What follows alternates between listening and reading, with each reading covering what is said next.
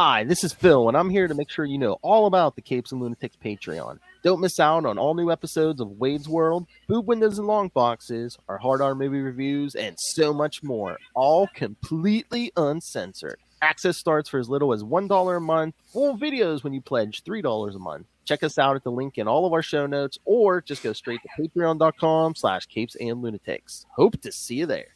This is Luca Parrish, and you're listening to the Capes and Lunatics podcast.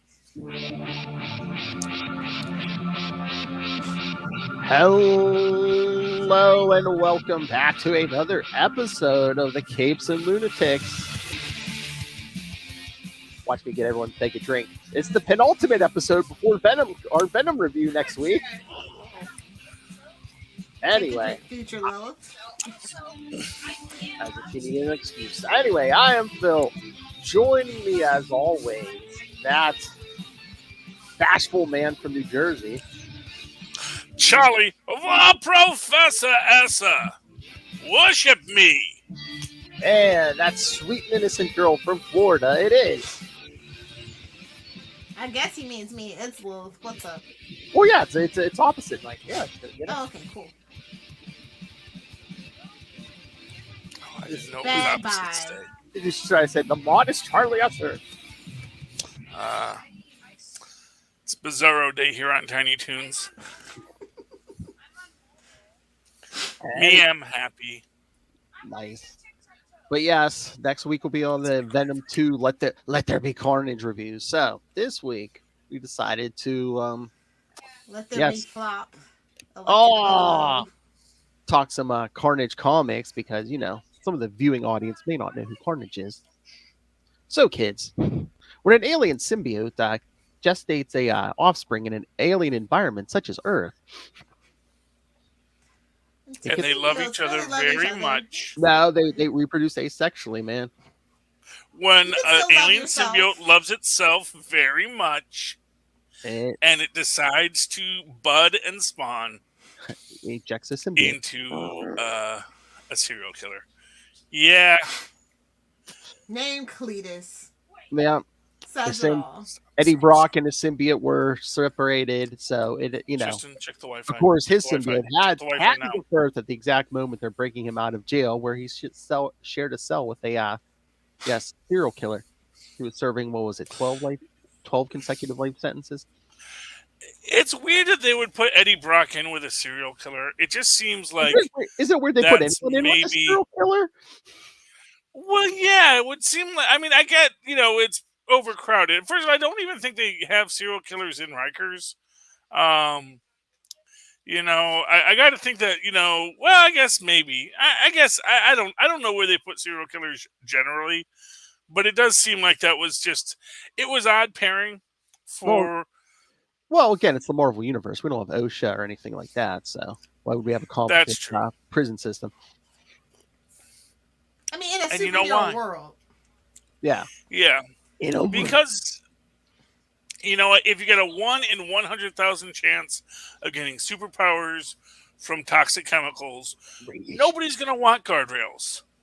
They're going to be like, okay, it's fine. It's fine, because people are always willing to take that risk. If the That's last why they 2 play the years lotto. haven't taught me anything, is that you're absolutely correct, Charlie.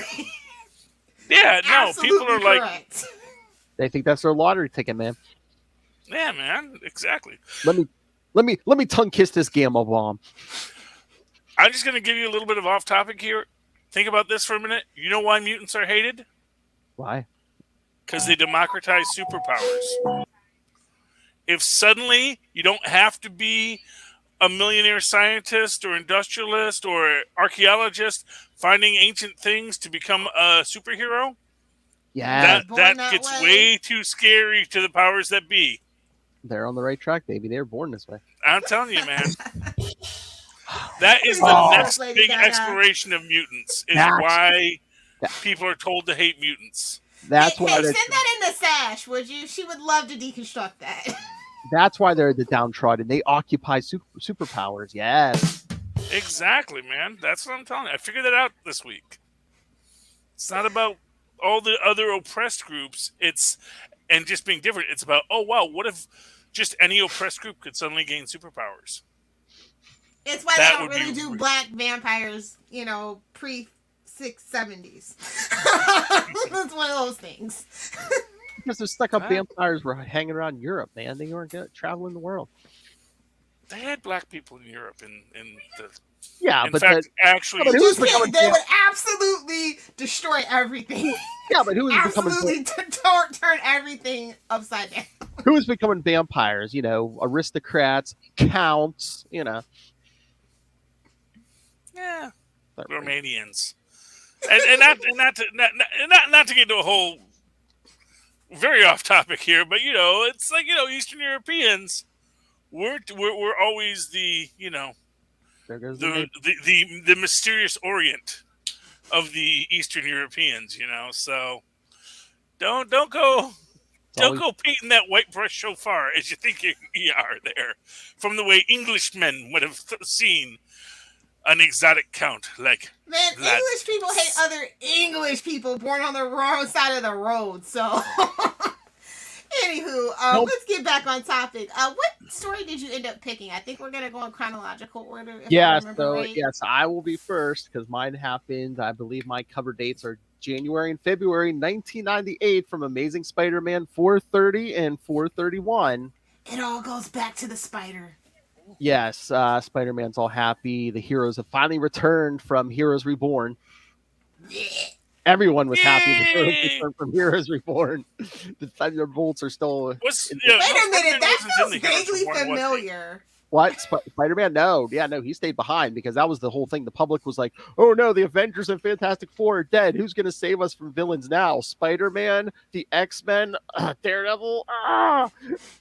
The horror. Yeah, it was all the ones they hated. Mm-hmm. Because they democratized superpowers. Oh my. So the heroes return, but then over at Ravencroft, some bureaucrat's like, hey, we don't have to keep the Sonics up full blast on Cletus Cassidy, do we? Well, he finds out, yes, you do. Because he escapes. And then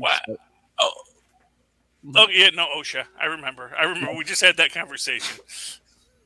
So after a battle in the city, the Silver Surfer intervenes, and guess what? The symbiote says, bye, Cletus. I'm going to find myself a new host. And because Norm's rad, man. Oh, no.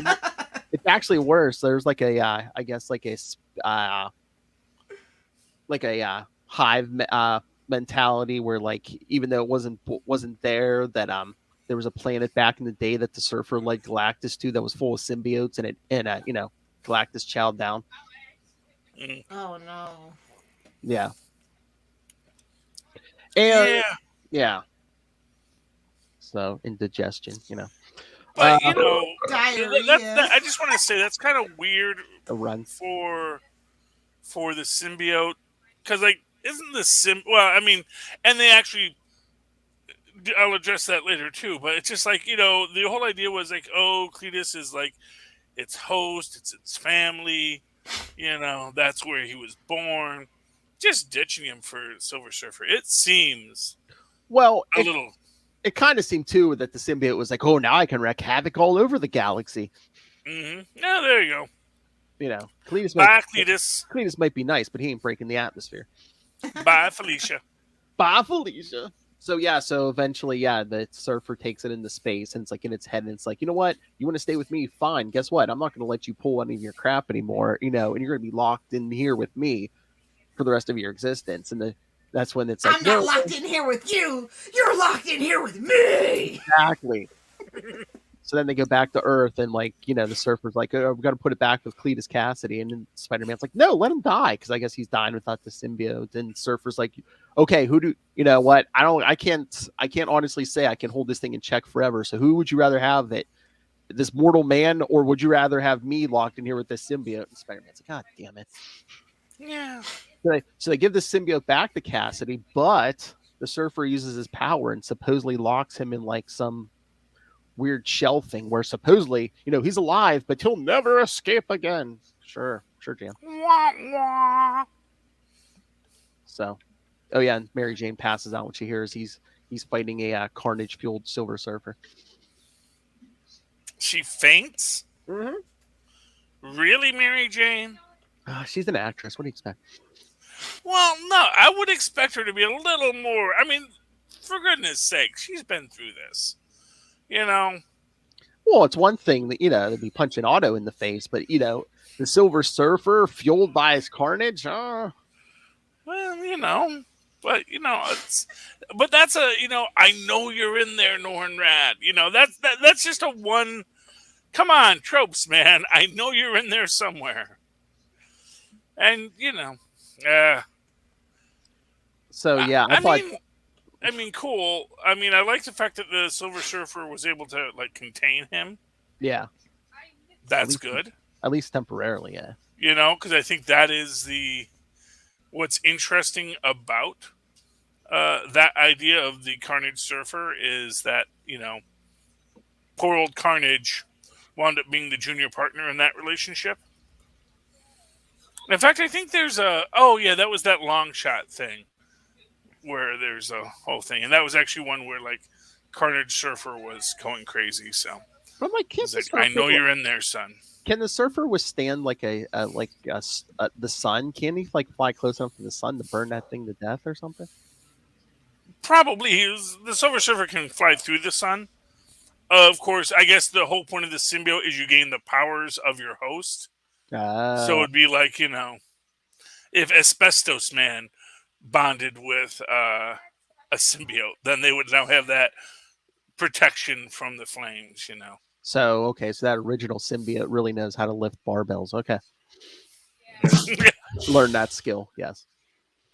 Well, he was associated with Spider-Man. Yeah, I know. And that went into the Hive, man, and everyone loves that. That was the best association ever. Much better than Deadpool. Webbing. Mark my words. Webbing and sarcasm, yes. Although arguably Deadpool, you get that fourth wall break, which is a very great superpower. But that Spider-Man, he was the best one. Tied to the Web of Fate. You get to be in that Spider family. It's really a major power upgrade when you bond with the Spider-Man. That was the best thing that screw-up symbiote locked in his cage ever did. All right. So, moving on. Speaking of fancy Spider-Man, Charlie Esser, what story did you read, and who was the Spider-Man in that story? Well, of course, I read The Superior Carnage. That's right, kids. Which is, without a doubt, the best story I could have read. I know the Wizard was in that too. Superior. The Wizard. Not only the Wizard, but man, it is. So okay, so we got to do some backstory on this. Okay, so for those who don't recall, during the Future Foundation storyline, back when Scott Lang, Medusa, Miss Thing, and Miss Thing. Who was the fourth one? Scott Lang, Medusa. Was it She-Hulk? And She-Hulk, yeah, that's right. And She-Hulk were the Fantastic Four on Earth, while the Richardses and Mr. Grimm went out into space, time, and relative dimensions. They were basically running the Future Foundation, where they were educating young super sentients, including one Bentley 23, which was the 23rd clone of Whitman Bentley, a.k.a. the Wizard. Well, actually, technically, he's the Wizard, a.k.a. Bentley Whitman Bentley. I always forget it. I forget which is his first and which is his last name. Bentley. But I think it's Bentley Whitman. I think. Yeah, he's the Wizard.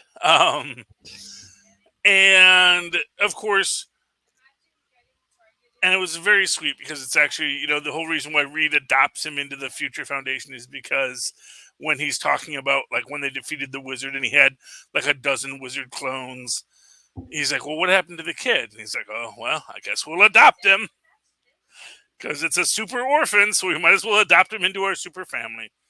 And of course, as you know, the Wizard did not like this, so he does this whole big thing to try and get Bentley back, but In doing so, he has to sort of hypnotize Medusa, which Black Bolt doesn't like. And there's this big scene at the end where she says, "My husband will have some words with you." And, I even wrote in and said that is like the scariest line ever written. My husband would have some words with you. And then we find out in this one that basically what he did was he gave the wizard dementia. Like, messed him up in his head so he won't ever be a threat again. But actually, in this, we find out that basically you just sort of, the line between madness and genius and mad science and just out and out lunacy is very thin, and you're never quite sure which side you're on. In this one, he recruits Claw to help him get Cletus Cassidy, because in this one, tying back to I think the last one of Cletus Cassidy being all lobotomized, Carnage breaks free, and the wizard has his mind control helmet on, and he's trying to control the symbiote, but because Cletus Cassidy doesn't have a mind, there's no mind to control. This is why I have to control the symbiote's mind, but it doesn't have a mind because it's, goo, and he gets the whole thing, but he brings in a Claw, and there's this whole thing about Claw basically having died and have been brought back repeatedly by the wizard, and how he is actually the wizard's family as well. And in this, the wizard keeps on confusing Claw with Bentley, and it's you can see him in this sort of declining mental state. But they're going to go take over City Hall, and a classic thing. There's even one point where he says, "And then we'll show that Johnny Storm," and they're like, "What's going on, wizard?" And like, yes, then we'll, do what we have to, and it's this constant tale of poor Bentley, poor Whitman just sort of decompensating and sundowning, and then coming back because he's still a super genius. That's the thing. It's like he's a super genius, but he has this dementia, and he's fading in and out. He's coming in and out. When he can focus, he's fine, but once he gets distracted, he starts to lose it, and it's a beautiful tale. They bring in Carl Malice, which is great because at this point he's in a wheelchair, and I guess this ties into the later one when Carl Malice has been bonded with some symbiote tech, because apparently when he's doing the Cap Wolf on Sam Wilson, because in this one, he gets bonded with the symbiote, and because of course that was the problem. We need to bond the Carnage symbiote with someone who has a brain. You have a brain, Malice. This is going to be great. Battle. They take over City Hall. This is when J. Jonah Jameson is the City Hall mayor, and of course, Otto Octavius is our superior Spider-Man. There's even a whole thing where he's like, "Yes, I know Carnage escaped. He was captured by the wizard. That's not my priority. Right now I'm fighting the Jackal," which it's brilliant and it's beautiful as always. He eventually, he takes over the city. Well, takes over City Hall, sits in his chair with this idea. There's even a statement made that there's someone saying he's the wizard's son here to speak with him. Eventually, they do separate Malice from the symbiote. Then the symbiote bonds with Bentley.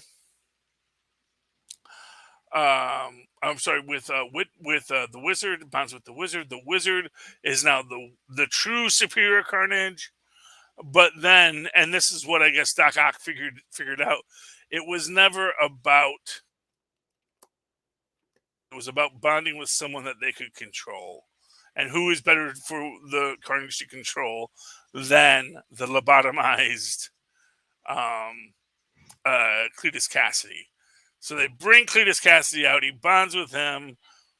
But this is where you get into this neat thing, is our little coda at the end is, oh yeah, and it turns out that because there's this little scene with Bentley and the Wizard sort of sending emails. Uh-oh. Carnage says, "You do not tell my secrets." Nobody can know my secrets. Yes. Snap. No, what happens is, I think I'm back now. Yes. What happens is that the boy is on the Wi-Fi. They realize that the Wizard's brain has been repaired by his time with Carnage. And they say, wait a minute, are you saying that Carnage repaired the Wizard's brain? It's like, yes, he totally repaired it. He seems to have lost all these signs of dementia. It says, oh, well, what's going to happen now that Cletus Cassidy's been rejoined with it? And then you see Cletus Cassidy smiling back evilly, as you do. There is a Superior Carnage annual. I did not get the chance to read that yet. But this was just chef's kiss, a perfect story of family and loss among supervillains and trying to just achieve what you needed to achieve as. And that was really important to all concerned. So I enjoyed it very much so. And it had the Wizard and Superior Spider-Man. All right. All right, Lilith, you're up. What was you're muted. Am I cutting out on you guys, or are you guys cutting out on me? That's what I don't quite understand. Yes, everyone's cutting out on you, Charlie. Or are we all just having bad times with Wi-Fi today? No, it's you. No, me and Lilith are fine. No, it's your cut. You're cutting out. Okay. The whole world is cutting out. All right. So anyway, I did Carnage, Black, White, and Blood. It's the most recent Carnage story. It's basically kind of spun out of the idea of absolute Carnage. And it's just like one of those typical, the superhero themed, Superman red and blue, Wonder Woman black and gold, only it's Carnage. It's Black, White, and Blood. It's the limited color palette of the blacks, the reds, and the whites. I love the art. The art is what stands out the most for these issues. So it's basically an anthology of stories. It's 4 issues, 12 stories. You have people like Dan Slott, Al Ewing, a lot of great talent. Trini Howard, just doing stories. And some of my favorite stories are Love Story. That one has to do with like Cloak and Dagger, and Carnage compares, him being a symbiote to like their deal. Oh, cool. And they get so offended by it. And it's kind of hilarious. I didn't like it when number 1, the first issue that came out. I was just like, do we really need that? Do we need more Carnage? Do we? But I actually went ahead and just read the whole series, and as an anthology, it's amazing actually. I love everybody's different takes on it. And they're not concerned with continuity, but I think the thing why I like the first one, Love Story, is that it's the one that kind of occurs between it's supposed to occur between what is it? Where did it go? Spectacular Spider-Man 203 and Spider-Man Unlimited number 2, when he gets blasted by Dagger at the end of an issue. Oh, yeah. And then it also kind of like deals with a little bit of that King in Black number 1 as well, which I love. As you guys know, I thought King in Black was one of the best like crossover events they did in a while at Marvel. So I think that's probably why that story stands out so much to me. But yeah, it's a solid collection. If you're a Carnage fan. I read some of it. It's pretty good, but like a lot of these anthologies, like Marvel and DC, it's like, so with all the short stories and different teams in it, it's like, if there's something you don't like in the book, there odds are there's something else. Yeah, like I said, it's 3 stories in each issue. All are very different from very different points in times. Yeah. It gives you a really good perspective. I think it's a fun collection. And, if you like Carnage, you'll scratch that itch. Definitely. I think it's like a nice sampler too. Like if you want to jump in on Carnage, the Black, White, and Blood. There's all these, out of continuity short stories. It's like, hey, the thing, the only nitpick is like, did it have to have so many variants? Did it? Oh, cover variants. Yeah, for each issue, I think there's. What is this? 1992 Carnage. I'm just saying we need to be I don't know if you guys know this, and you can take this with a grain of salt if you want to, but the comic book industry is in a very precarious position right now, and it's like we can't keep doing the thing. We can't go back to the 90s in that way. You can go back to the stories, the camaraderie, the back and forth cross communications and stuff like that, but you can't go back to the actual practices. It's on a bubble, and it will burst at any moment. Stop it! I know. And you know what, Lilith? The only way to stop it is to stop buying the variant covers. If you just do that, hold out. Yeah, sometimes you gotta poke the bubble because they're gonna keep on pumping up the bubble until someone pokes it. Well, I don't tend to buy like just an everyday variant, only if it's like a big $10 book, say. But like every little $3.99 issue does not need a variant. And I don't buy those unless I accidentally buy those. I'm like, oh, that was a variant? What a random week. Yeah, I'll buy a variant, but I'm not going to buy the regular cover then. Yeah, I gotta go out my way. That's the thing. It's like a big event. Yeah, sometimes the variant gets pulled. And I go, oh, okay, cool. It's the Scotty Young one. I always like those. Those are fun looks, But you're still only buying one issue, yeah. Exactly. You buy one issue and you call it a day because it's the same book inside. Exactly. So just you don't want to worry about it. You don't buy it, They're not doing hologram covers, at least. Just you wait. Oh, there's your life lesson, kids. Don't judge a book by its cover. Yes, what I'll say is I don't mind hologram covers either, as long as you don't charge me extra for it. You're going to charge me an extra for a fancy cover? I don't buy the book for the cover. So, let me just ask you guys real quick. I mean, I'm not a fan of Carnage. Like, give me Venom, sure, okay. And then you get to Carnage, like, eh. But then Toxin's better than Carnage. So it's just like he's in this weird limbo of the symbiote, order. It's just like, what is Carnage? Why is Carnage? Carnage. He was invented in the 90s. He's basically a distillation of the 90s, all the ultra violence and all that fun stuff. So I think Deadpool did it better, but I think I know, but I'm just saying I think Carnage is kind of outdated now. It's just like definitely they're trying to make it a thing again, though. What I'm going to tell you is Tristan agrees with you. He is not a fan of Carnage. Toxin is way better. That is just a universal. It has more personality, better backstory. Oh yeah, I'm just saying. And now they have new Carnage Teen Toxin. His stepchild, which is why I enjoyed Carnage Black, White, and Blood, because they gave him some much needed nuance and depth. Because he can just be like a killing machine with no depth. So that's what I liked about in the analysis of Carnage in Superior Carnage, is it is just this idea that Carnage just wants someone it can control. That it is a true Clintar in that sense. Yeah, it doesn't want to connect. It wants to control, and that's just boring. Yeah. Just a giant a-hole. Exactly. And, honestly, it is... and you know what it is? Oh, you know what? You do know what... You know what Carnage is? It's a teenager rebelling against everything its parents believed in. Angsty, yes, it's the overuse of angst. You're absolutely right, and that's why Toxin's a little bit better, because he's like, okay, I get what we're doing here, but I also understand that it works better when we're a team, and Oh my God, you are so right. He's not as much of a loser as Venom, who's like, Flash Thompson was the best man I ever bonded with, Carnage is you're right. Carnage is the teenager running on all those hormones, and he's all about penetration.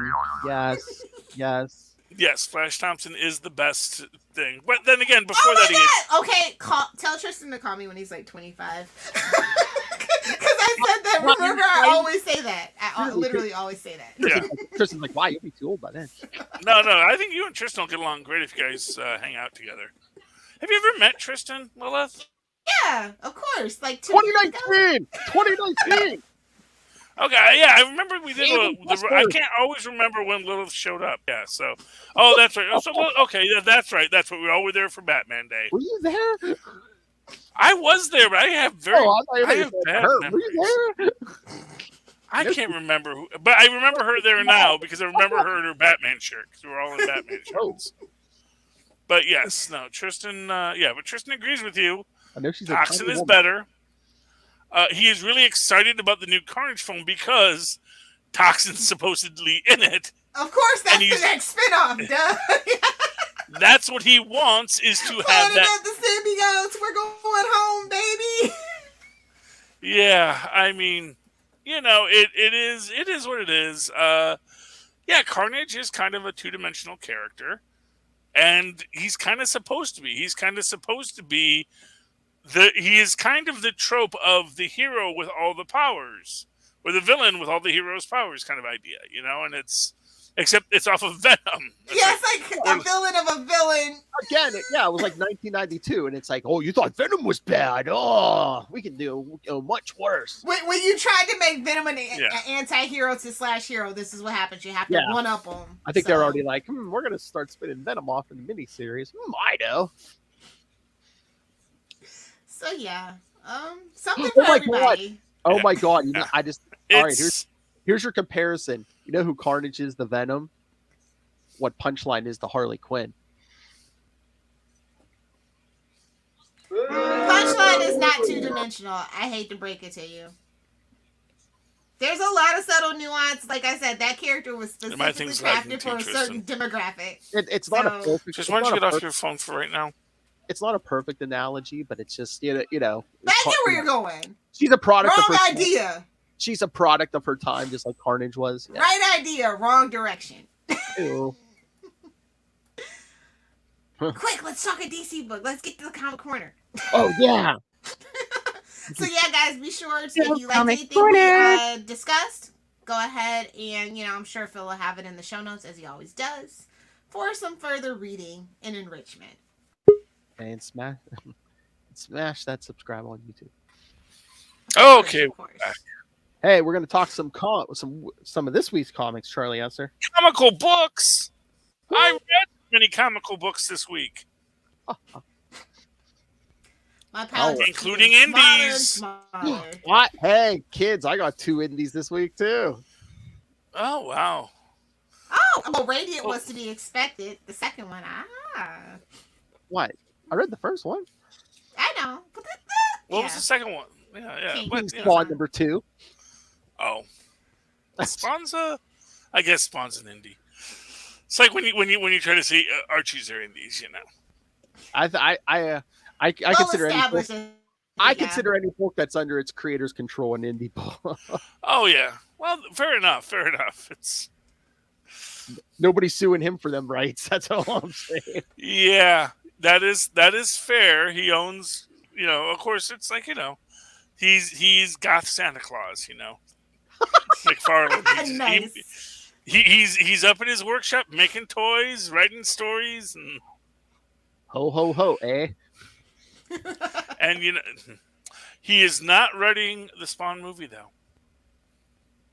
He decided that no, give it to someone. Well, he knows his limitations. Maybe by the time exactly. He'll obviously consult and stuff, but he's in charge of it. It's his movie to make, but he's like, it's been 20 years. Put someone else in charge of it. Yeah. So, what do you want to talk first, guys? Throw something out. Well, throw it out. Okay, let me do this because I want to give a shout out to this book. Ew. This is my other one of my 3 indie books this week. Little Guardians #1 by Scoot Comics. Aww. And you know why I picked this up? Huh. Did you think it was Dragon Ball? $1.99. Oh. $1.99. Oh. Hey, Alternative Comics has a run for their money. Yeah, you give me a nice, affordable comic, I'm going to give you a try, and I am not disappointed. This is by Ed Cho, Lee Chirolis, and Ginger D. I don't know what Ginger D did. I don't know what any of these people did, actually. Oh, here we go. Ginger D is the colorist. Lee Chirolis is our artist. Ed Cho is our writer. Hey, credits. Wayne Hall is our editor. And Richard Rivera handled production. And we see it got this nice art style. And this is basically seemingly taking place in one of those villages you go to ransack in D&D. Because basically it's a bunch of, there's a big zucchini festival. Our Subria, who is our little girl protagonist, she is running the shop. Well, she's working in the shop. Her dad runs the shop.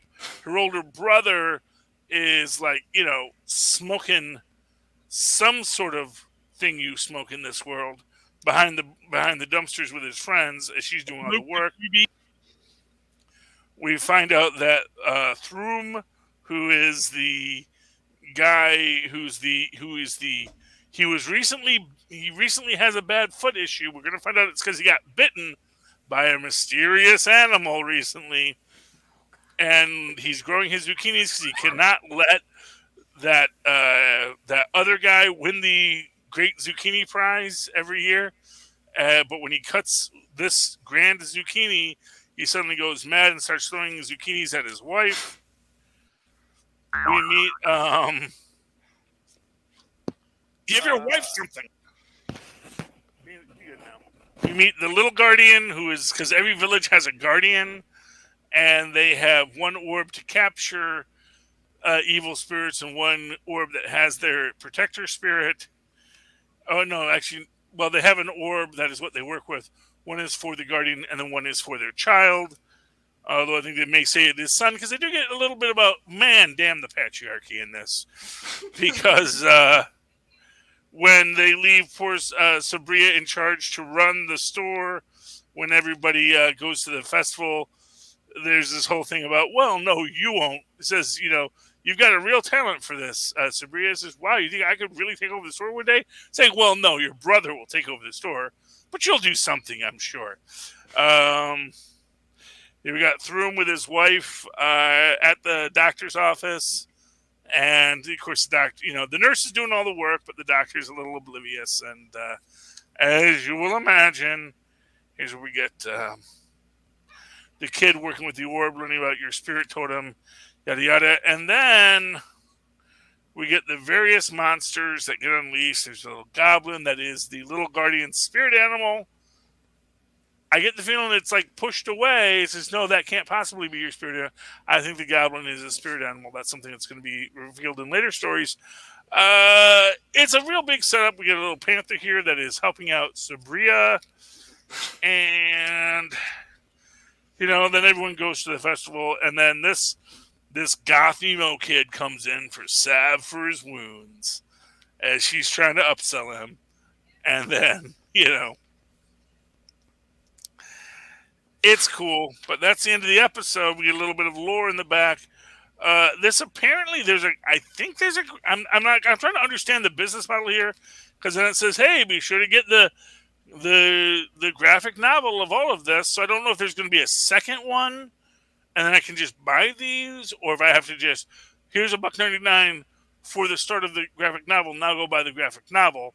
I'm not sure how they're doing it. Then available in October is Ninja Scouts, which again might be the same deal, where they're going to give you that first taste for $1.99.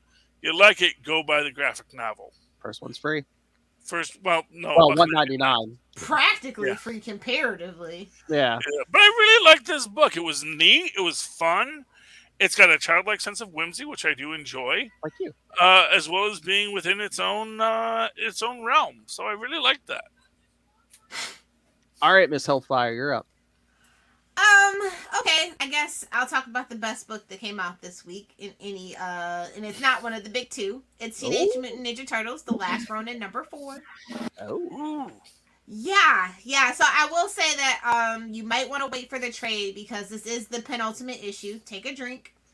But there is no date for the 5th book yet, and these have been kind of slow to come out as well. I feel like it's been like every 2 to 3 months we get a new issue, to be honest. I was gonna say, didn't this start either at the beginning of this year or before that? Yeah, and it's IDW, and it's like pretty much one of their last titles that they're gonna have, with Marvel taking away all their Disney and Star Wars all ages books and stuff.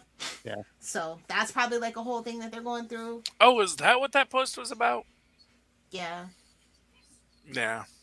Like they were in the Marvel's. front running to be doing all of Marvel's printing just 2 years ago, and now they're kind of taking all their rights away. So I don't know what's going on.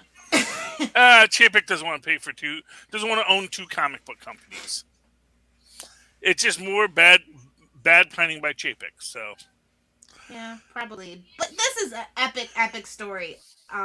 It's kind of it might throw you a little. It might be a little jarring for you because it's like every section has like a different kind of art because there's three artists. So we have of course Kevin Eastman doing the art, and then we have the two Escorza brothers doing the rest of the art, so they kind of take turns. So that might be a little jarring for people who haven't been reading this, but I feel like each individual issue can stand on its own. It's a whole story, but each issue has like deals with like a different kind of like emotion, turmoil, stuff like that. So I mean, you should probably be a Teenage Mutant Ninja Turtle fan because these are some deep dives, some deep cuts. You might get a little lost, but I think it's a really great story. I think the art is very interesting.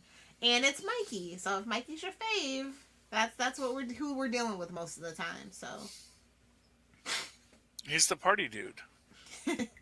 yeah, obviously. So it's like, oh, let's not make him the party dude. Let's make him the sad dude. Well, but that's the reason why, because you have to go through. You were the party dude, and now you have to deal with. Now you have to pay for the parties. The party's over. I should Party's say over, that my this friend. book is $8.99. Don't know if I mentioned that. It is $8.99. How big But is it it? is worth it in my opinion. I think the issues have gone up in price each time too, except for the first one. I think the first one was like $10. Do you know what the Is there like more pages, or is it just No. better quality card stock? Yeah, it's quality cardstock for sure. Okay. Well, And like I said, it's like with them, it's basically, Mirage getting a last hurrah. So like for me, it's the nostalgia goggles driving that purchase. Not gonna lie, but I still think it's a fantastic story. And it's definitely a collectible to invest in if you're into that thing. I was gonna say, if you're just worried about the money, the trade might be the best way to go. Yeah, definitely the trade, because that way you have all the stories. Because like I said, we don't know when issue 5's coming out. Another sign of money troubles. And I swear, if IDW goes under before they release issue 5, there will be hellfire to pay. Oh my! they can always sell their unpublished books to Disney, and then they can put them out. They're itching to get their hands on that Teenage Mutant Ninja Turtle movie money. I'm telling you. Oh, they're like Jim Henson. Was like, ooh, we're so close. Oh my God! Then we're finally gonna get they're finally officially gonna connect the Teenage and Ninja Turtles and Daredevil. I'm and just the saying. Daredevil origin. Yep. They all get hit with the same radiation off the same truck. Yep. It's coming. So, what about you, Philip? What you got to talk about? All right, I think we all read it. Radiant Black. Yes. So, what do we think? It was kind of slower, but it was still good. Like, I don't know, like some of these Radiant characters getting to know each other, but then we still had some action with battling that robot thing. Honestly, my favorite thing about the whole story is that it's in Chicago. I just find that hilarious. Like, we never bother with Chicago. Is this Radiant Black? Yes. Yeah. Okay. Robot thing? Oh, the thing. Was that a robot? I couldn't quite tell. That's what they called it. Then they called robot something earlier. Yeah, I mean, I get the feeling that this was like supposed to be the drill sergeant training robot, but they killed it, and now they don't have it because it had very bad people skills, and it's just sort of like, you have bad people skills, training robot. I don't know where you're from or what you expect us to do. You're telling us we were idiots because these things happened to fall here accidentally, and now we're marked. And it's like, dude, we don't know any of that. Maybe you should adjust your people skills, approach us and say, okay, so you kind of found yourselves in the middle of an intergalactic war. Here's how I can help. I think it was slow because there was a lot of backstory, and that part in Russia totally was like, wait, what? What? Can we get back to the action, please? Why like is that, it always Russia? Well, because it's just a random place, and I just love the guy stealing the coffees, and the people come out like, "You just totally stole our coffees, dude. What's up with that?" It was beautiful. I liked it. I liked that aspect of it. I liked him and I guess Pink sort of like bonding there because she's like, "You have any idea how hard it is to transport all of you people around so fast and constantly? It's a lot." And he's like, "No, I get it. It's a lot. It's a lot." And then of course, he still wants to punch Red, and that's. Oh yeah, because did you see the cover for the next one? It don't look good for his buddy. I don't know, man. I don't know if that's good or bad. Looks like he's walking him into the light, man. That's all I'm saying. Or he's just his buddy's back, man. Or he's in the machine now forever, and it's like you'll never be rid of him. It's part of his mind. Yeah, he's gonna be the new user AI. That's the thing. It's like, and now they'll have a user-friendly AI, and that's what they need. Oh, can we get an AI that's a little user-friendly that can talk to people? Alpha like Centaur 5? What? Yeah, it's like, That was a Power Rangers reference, Philip.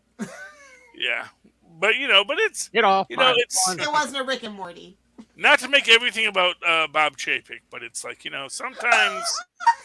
Is that your new nemesis, Charlie? Should we be worried? Oh, he is my nemesis. He is my nemesis. He is Roy Disney's cubed, and I'm just those were some big shoes to fill. Yeah, well, I'm just saying, it's like, you were gonna just burn this whole place down because you do not know what you're doing.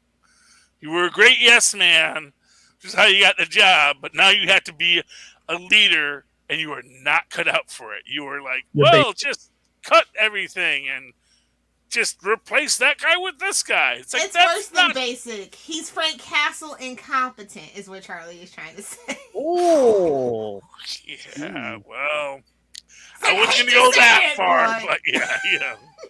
Hey, here's what I'll say. At least Frank Castle is incompetent for the good of the universe. It's like, you can't have Frank Castle kill Kingpin because even though everything you're going to say about him is going to mean he should kill Kingpin, he's going to waste his time with lower level criminals. Mercy bullets. Although to be fair to Frank Castle, you can't hit a target that big. No, but Frank Castle's family was killed by lower end criminals. He doesn't want to cut off the head. He wants to cut all the parts it's like Memento. He's just gonna at the end of the day, he's just gonna find a new fight to fight. Yeah. He's gonna cut off the pinky. Start at the pinky toe and cut the whole body to pieces. Well, hey, here's what I'm gonna tell you. You cut off the big toe. That guy's not walking anywhere. So you heard it here first, kids. The Punisher makes him walk funny.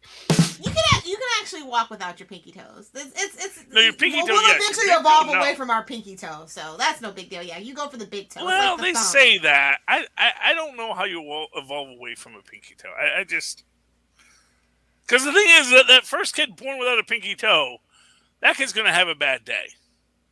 So it'll be like Phil in the future. They'll get him a falsie. Yeah, it's gonna be weird. I don't know. It could be the worst. You could lose the tip of a finger. Why did your eye drift over to my box? He's not gonna hear this. I know, especially now. He ain't gonna hear this. Rob's not gonna hear this. So what's up next? If you have time. Yeah. Well, what do you want to talk? We got books. I've got I read half a vampire book. Vampire book. But it was the first half, and that. Well, what did you think? Is that the? It's great, Masquerade? honestly. Vampire the Masquerade number 10. I really still love this book, and I basically got to the first story because there's always a backup Anarch's Tale book after that. So, although they're not really even separating them now, and you get this whole Did thing they about bring how out a new edition? Is that what this book is like trying to promote, or is it just for the sake of having that property like stay relevant? I think it's Because mostly I would love just for a the new property. edition of that game. They're doing something with it. I don't know, but they do have this whole thing that apparently the werewolves are about to attack at the end. That's the big reveal. As if the werewolves weren't always attacking them constantly, you know. The werewolves don't like to come into the cities, you know. And that's the whole point of the World of Darkness, is that there's the cities and there's the wilderness. And the wilderness is where the wolves are, and the city is where the vampires are. But then the worm comes and puts like pipelines through the wilderness because there's no people there. And that's when everybody gets into a fight. Oh, Lilith, we should be checking this out. Writers Tim Seeley, Teeny Howard, and No, Blake. yeah, of course he's mentioned that several times. I know. No, these are really great. I mean, picked up it's the first three. I always forget. I always forget to put it on my pull list. yeah. Oh, it's Teeny Howard and Blake Howard get the written by. Are they a couple or are they brother and sister? I assume Teeny is the female. I don't know. Yeah. I don't know. I don't assume. But yeah, no, it's just Definitely great. not in comic books, because or writing in general, because of how misogynistic the industry is. Definitely can't assume. Yeah. No, but I believe I've seen a picture, and yes, she is a female. But yeah, and there's this whole big thing with the hunters and a double, triple cross, which is always fun in any story. And I'm not going to finish because I haven't finished it yet, so I don't want to spoil anything because I haven't finished it yet. But definitely, hey, if you like Vampire the Masquerade, or if you just like Vampires.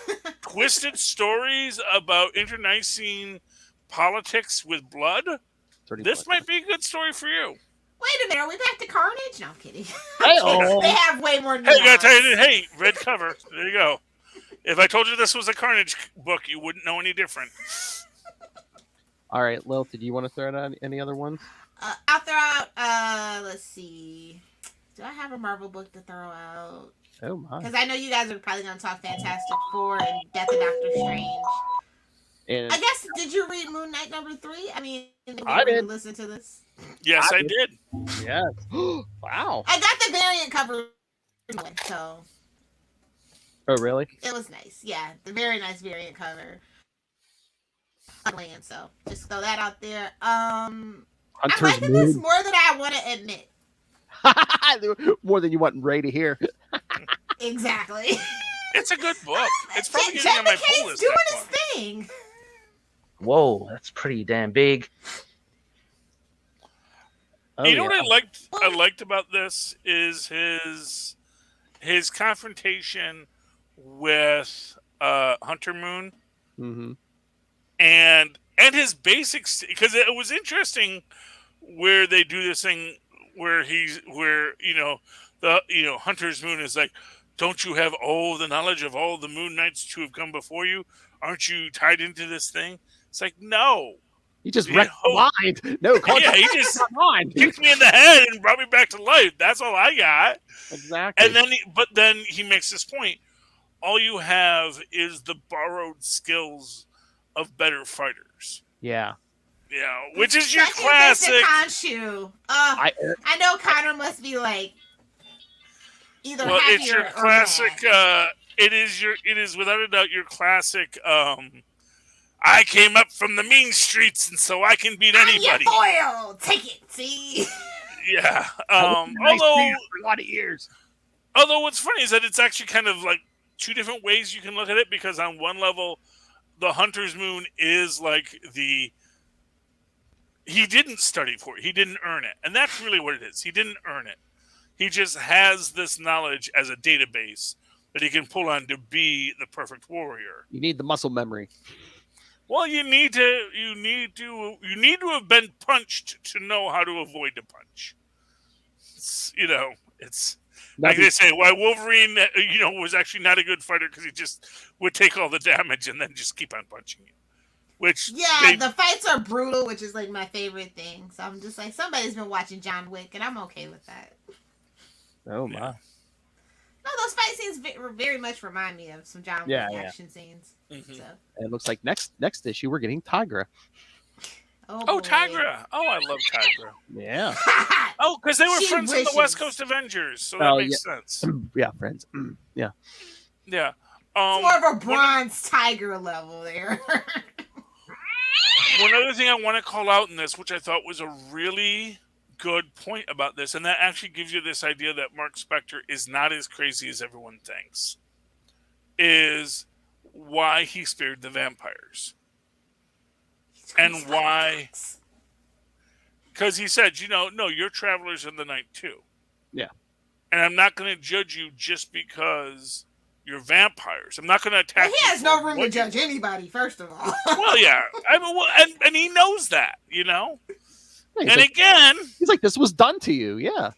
Speaking of democratization of superpowers, because you got to bring it all in, he's like, I'm not here to protect whatever social order was once there. I'm here to protect the travelers at night. Yeah. And if you're being a respectful traveler at night, I got no beef with you. The people who made you, I had to beef with them. And them I killed. You're fine. Because you're trying to be as useful of a vampire as long as we don't go back to that weird werewolf stage, I'm good. Like, if this is where this is going, me and Jet McKay are gonna fight, and I think me and Ray might be on the plane to the same place. What, Werewolf by Night? Yeah. Oh no! Well, That's where it all started. Yeah. Well, yeah. Werewolf by Night started in Moon Knight, right? No, Moon Knight started in Werewolf by Night. No, they just... Oh. They're trying to bring it back full circle. I'm like, don't you do it! kind of just dropped him in as a villain, and then I think they wanted, I don't know, Doug Mensch or whoever was like, hey, I want to make this guy a hero, so they kind of... He's like, I just got done writing Batman, why not? Yeah, they kind of just retconned it where they were like, oh yeah, Moon Knight was just undercover, trying to bust this evil committee. Good old Matches Malone, I mean. Yeah. Wait a minute. How can you... What would Batman have to do with Moon Knight? They're completely different characters. Oh! Look who's sucking up to our only Patreon subscriber. I love Batman. I know where the money is. Yeah, shake it for that $3, Charlie. No. Do you want to be pandered to? Be sure to sign up for Capes After Dark. For as little as $1, Charlie Esser will kiss your butt too. So thank you, Ray, for subscribing. Yes, but no, I find it very interesting. I do think that the stories aren't like very cohesive yet, so I'm wondering if it's gonna like dovetail into something more. Yeah, So that's the one thing that I am a little apprehensive about, is that the stories seem so separate. But like most people like like with people writing for the trades because modern comics. Yeah. I don't know if that's gonna turn away some readers. It's fine for me. The pacing is great on all 3 issues. yeah. So. I mean, I trust Jed McKay. I mean, look, we love his work on Black Cat, so. Yeah. Hopefully she'll make an appearance because he wants his chef. Oh yeah, cross over them books. She actually kind of makes sense. Cross I them think we books can work over, on it. man. Do an event. Yeah. I mean, I'll be honest with you. I mean, I picked up the first issue and I picked up this issue, but I will say this, that quite frankly, I could have just picked up this issue and I think I would have not been lost in any way. I think that's what he's going for because, Moon Knight still is kind of a niche. Sorry, Ray. Yeah, well, hey, they gotta make him accessible because he's gonna get his own show. Exactly. With what's his name? One of those Star Wars guys. Oh, Oscar Isaac. Yeah. Yeah, that was the handsome one, not the emo one, right? That was just a really nice package. Some people find Adam Driver handsome. I'm not one of them, but some people. No. I mean, I was not saying he's not handsome. I was saying the first. The more traditionally, yes, conventionally. He's the emo one. one. He was emotional. My point is, this character was very emotional, angsty, if you will. That's where the term emo comes from. You see, is emotion. He was not afraid to show his emotions. Bubble a little too much, but. Whereas Oscar Isaac, he was, your typical suave, debonair, have-gun will travel kind of guy. Into just like Finn and Yeah. Ray to an extent. Likes it long. But that's another story. Oh, I don't know if you read this, but Charlie Esser, you might want to read X-Men #3. Oh, yes. Your friend Herbert Wyndham shows up. Oh, Oh, good old Herbert. How's he doing? The High Evolutionary. Oh, he's like, oh, you mutants are evolving quite nicely. Hey, let me do you a favor. Let me drop this bomb and sterilize the human race for you. Mind if there's no more humans? Huh? I'll help you guys. Right? Why not Zoidberg? So, of course, see, the problem with that is that the mutant gene is inherently related to the deviant gene because it changes its representation each time. Mm-hmm. And anyone who knows the old lore knows that, which is why really the mutants should be allied with the deviants. Although arguably maybe that's why people also have a problem with mutants, because they are that in the same way that humans, Eternals are the eternal human, the deviant gene is deviantly expressed through the mutants. It was all in humans from the start, that both that potential for any mutation and that perfect organization, and that's why. But it's this eternal fight. But why does it have to be? Why can't we be like the Skrulls, who have both the eternal Skrull and the constant shape-shifting god character? I forget her name, but that's them. Is they are a deviant race who said there will be an eternal Skrull and who will never change shape, and one who is never has a set shape, and they shall be our twin gods, the god and the goddess of the Skrull Empire. All right, check. And then we just killed them because imperialism.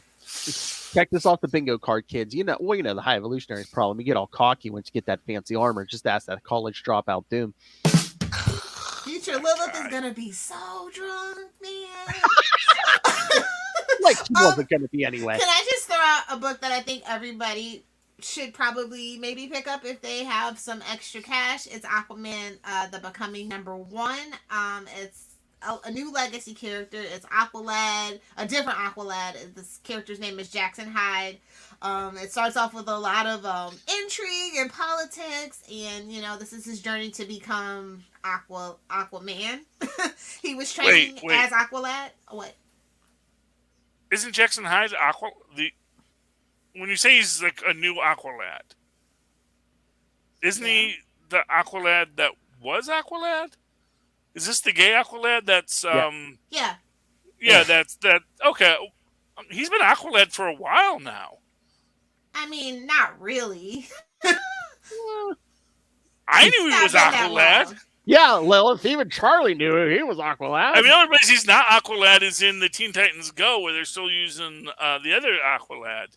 Which is, I'm just saying, for most people, they would probably. Okay, I know that's the older Aqualad, but that's like the Aqualad who should have been Aquaman by now, quite frankly. Yeah, well, yeah, and this is his journey. You're still a lad, dude. In an alternate kind of universe thing, so yeah. Yeah, I don't know. I love Jackson Hyde. He's cool. He has the water powers, like Mira. Gee, how'd you get that power? His father is Black Manta, and as DC will tell us over and over, he's so cool. Well, I'm just saying, man. Mira. I said that years ago. Yeah. Black Manta. I know. Well, Mira had a baby, and it wasn't. Yeah. Mm-hmm. Oh my. Oh my. Hey, she is a separate race, and Oh my. It's the whole thing.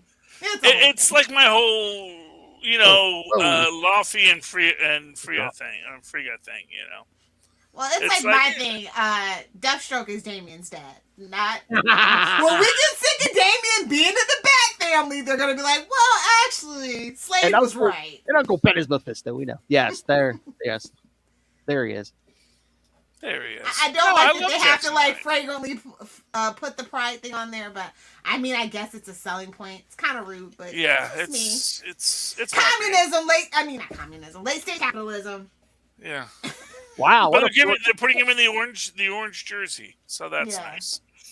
So he's being accepted as the new Aqualad. Well, not just yet, not so fast. He's on trial for blowing up the training facility. Like, it's a whole thing. Like I said, it's politics, intrigue. This is like where we start, and I guess the whole purpose of the series is to watch him become Aquaman through all these adversities. So cool.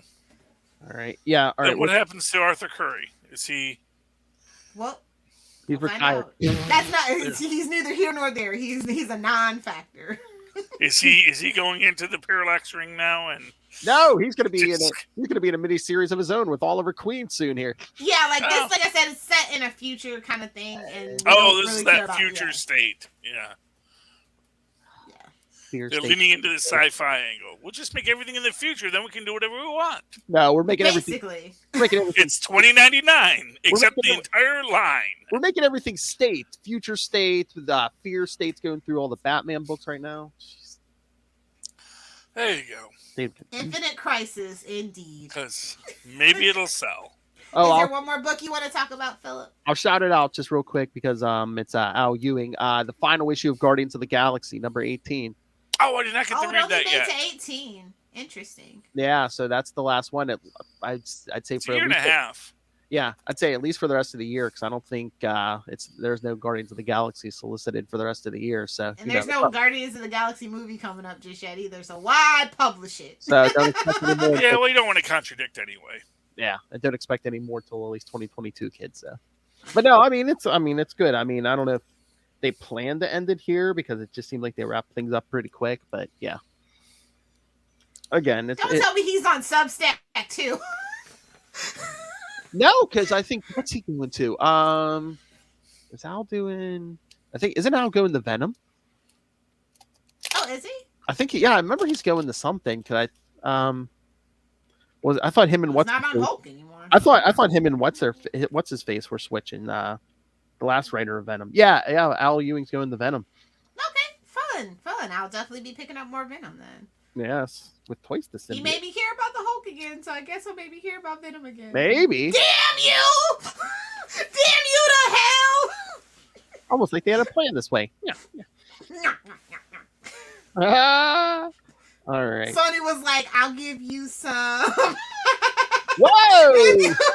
if you make Venom interesting again. Give us some ideas for 3, kid.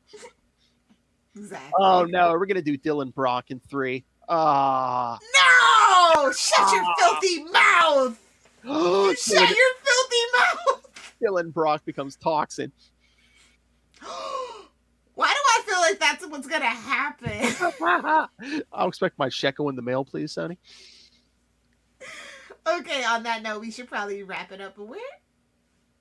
I don't know. Maybe I'd take a bathroom break. Leave it alone. All right, kids. So yes, next week will be our Venom. Speaking of Carnage, our Venom 2 Let There Be Carnage review. So we'll be doing that Sunday night. So if you see it before then, send your thoughts. Send your thoughts on the comics.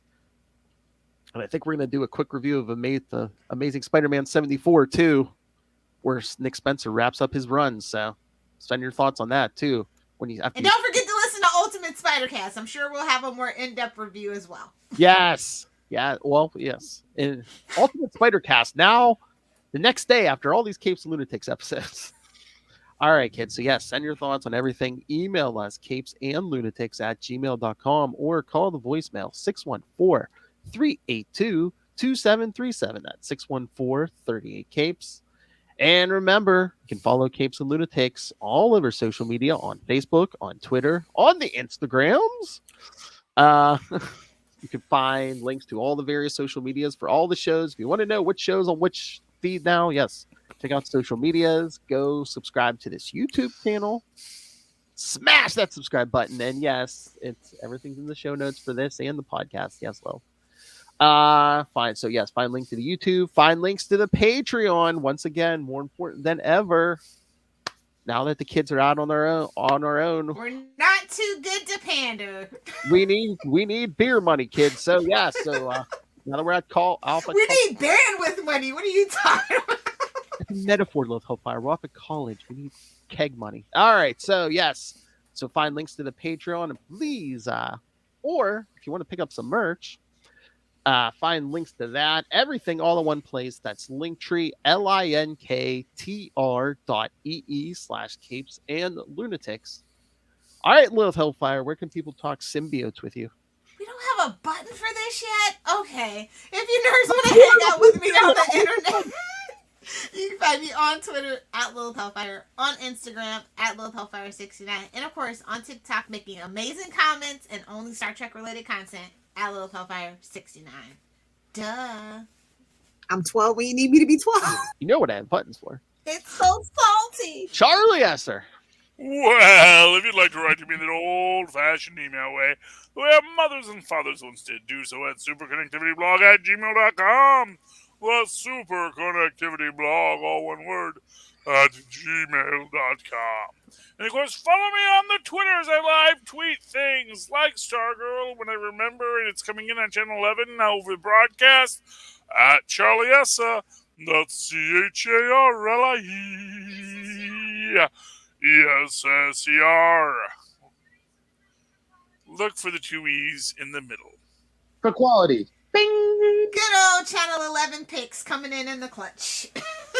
Yay. Finally got it. I just have to get the antenna stuck to the roofs, and then we're good. Everybody gets one. You know, it's like Oprah's giving away Iron Fists. Whoa! That's a deep nice dive, homage drop. I like that one. That's an old one, too. That is an old one, man. That was back in the old days. So they were. Oh, what is the sound of one fish punching? All right, kids. So, yes, next week, Venom 2 review. Come back for it. But until then, we have been your capes. Ampersand. Lunatics!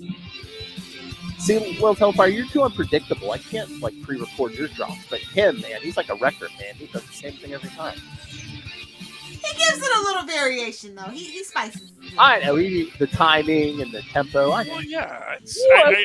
I have a spiel, but how the spiel goes is different. It's what they tune in if for. it's variation. It's variations of a theme. You can variate that rhythm. Yeah, to give the data. People need the information, but you have to rhythm, change that's it. so that they appreciate it each time. Good night, everybody. Did that eat your brain?